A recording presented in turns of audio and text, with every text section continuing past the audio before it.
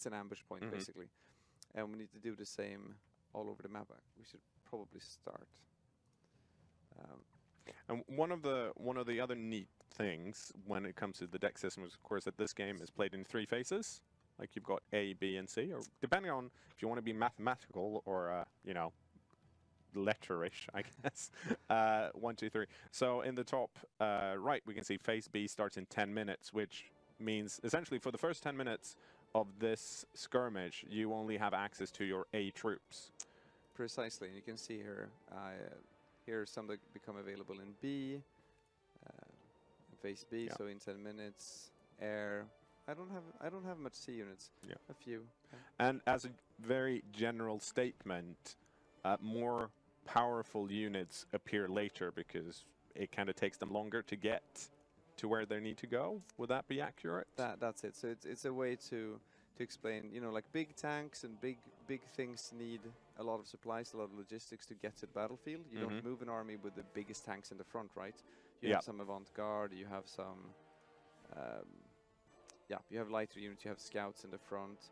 So that's what's happening here, and it's also a way to make use of these units. Because I mean, some of these, like, why would you use these guys? I mean, they're okay. These are actually pretty elite, but they're still not super powerful units. They have five guys in this troop, but in this phase, they're so important.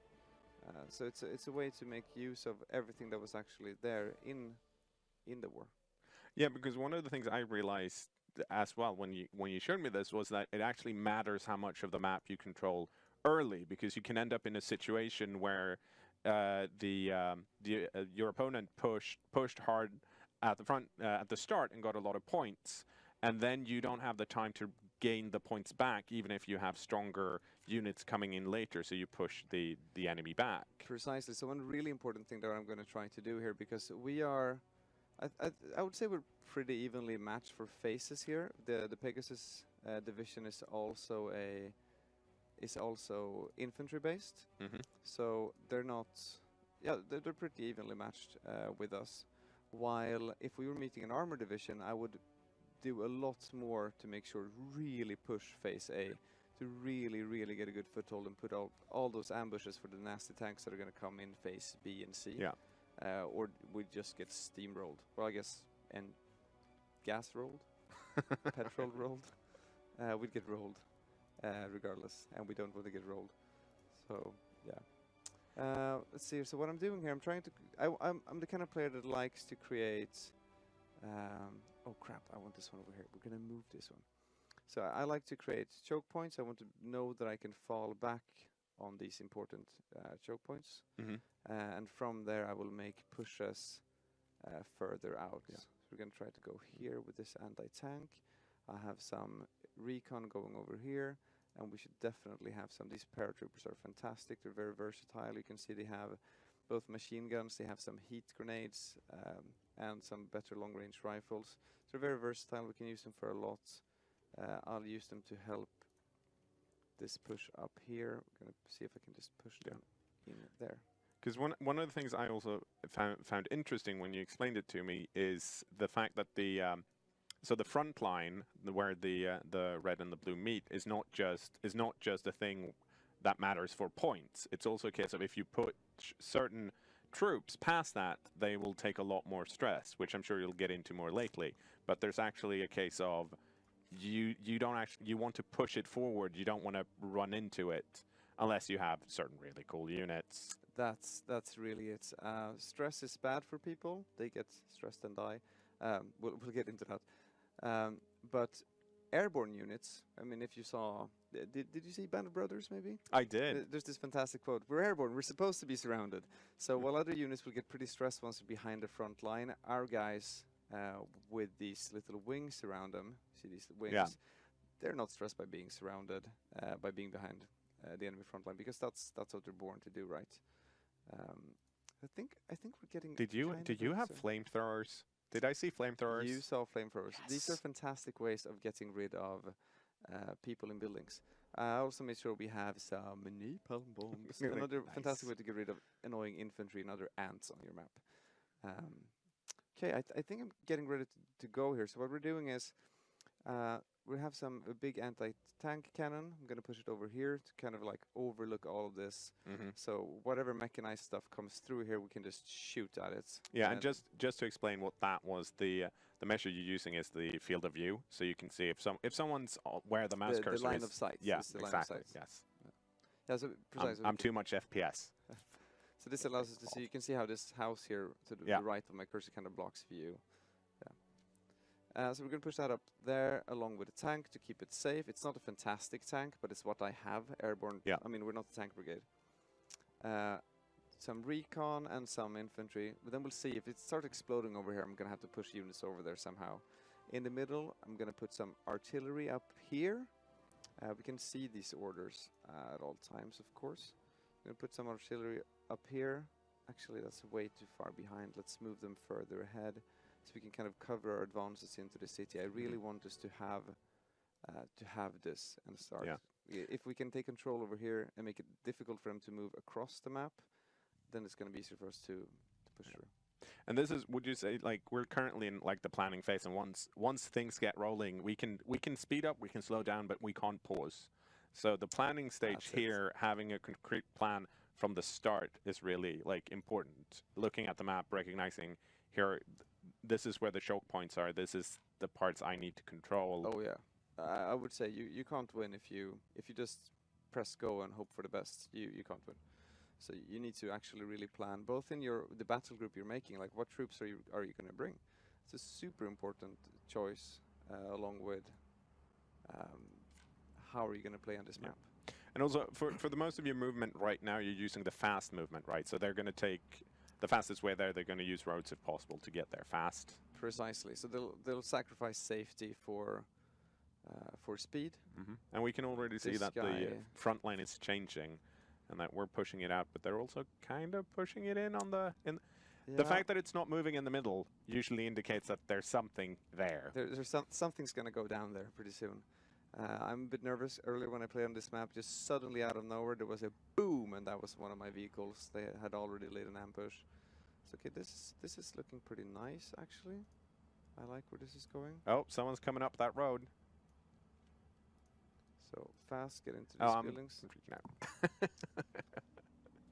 Okay, so we're gonna get some action here.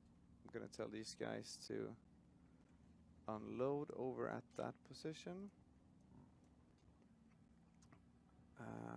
And you are probably ready. Supply truck, and we need a supply jeep, and we need it quickly.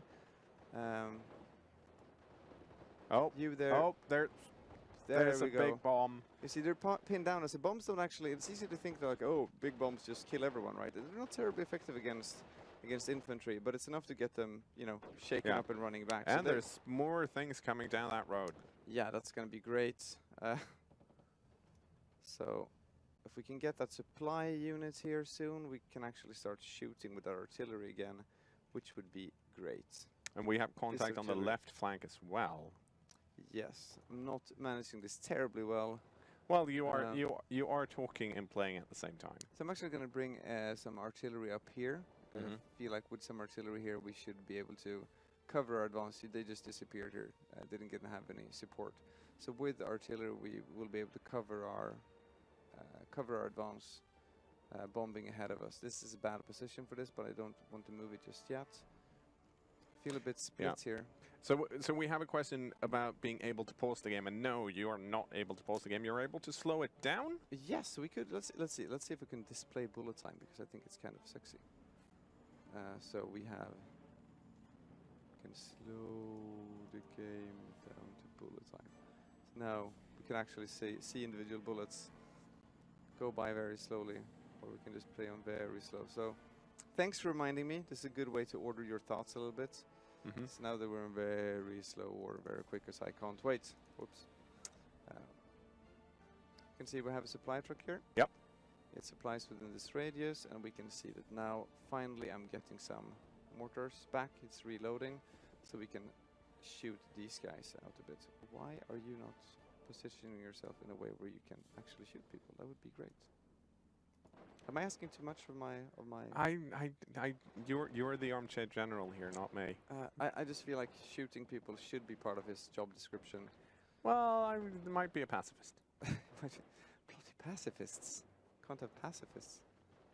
But I feel there's like these, yeah.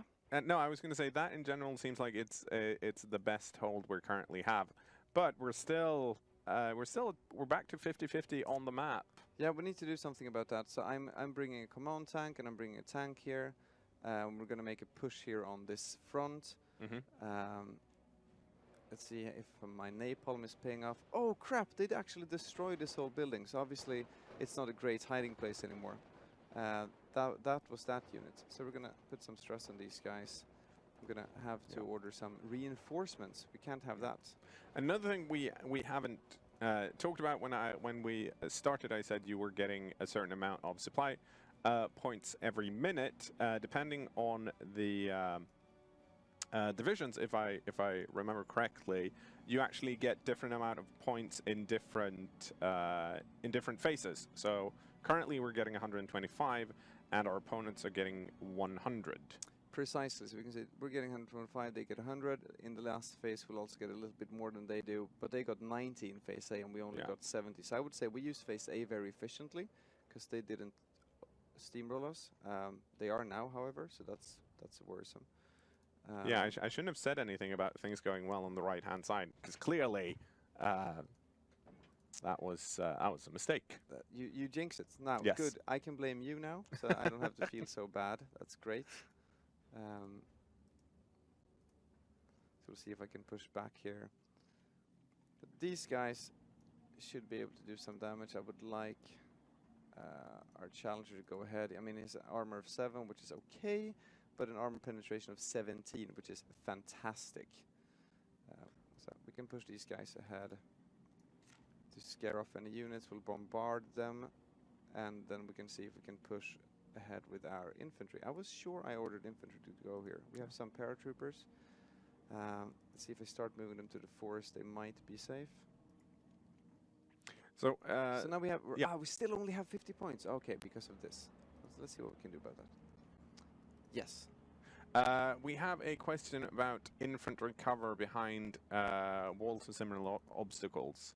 So, for example, we did have a ruined building just now, and of course that's less good cover. Does it still give you some cover, even though it's assuming you find it later and you're not like this rubble doesn't.